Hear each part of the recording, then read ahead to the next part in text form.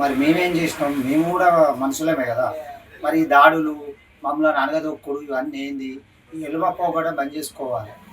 నీ బిడ్డ లీడరే, నీ కొడుకు లీడరే, నువ్వు ముఖ్యమంత్రివి, మాజీ, నీ అల్లుడు మంత్రి. మరి మీరందరూ కలిసి ఈ బీసీలను ఏం చేద్దాం అనుకుంటారు? సంపుతారా? మరి మేము కూడా మనుషులమే కదా! మేము బతకాలి. మరి మాకు కూడా ఒక అవకాశం ఉండాలి కదా!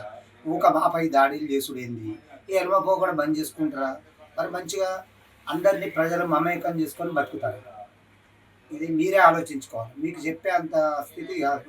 కానీ నువ్వు ఇన్ని రోజులు పాలించినావు కానీ పరిపాలన అనేది తెలియదు.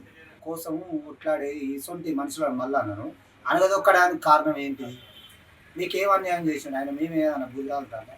మీరు ఈ పేద ప్రజలను బతకనియాలి, ఈ బీసీలను బతకనియద్దు అనే ఉద్దేశం ఉన్నది. మల్లన్న అన్నిట్లో కొట్లాడతాను.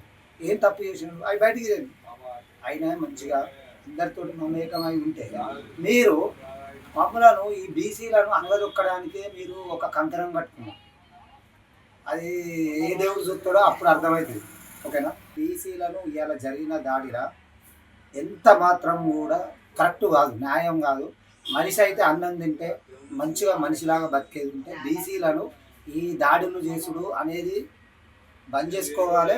లేకపోతే మాతోటి మమేకమై మంచిగా ప్రేమించుకొని బతకాలి. కానీ ఈ బీసీలను అనవదొక్కుడు, ఈ మల్లల మీద నిందలు చేసుడు ఇవన్నీ ఏమొచ్చినాయి మీకు?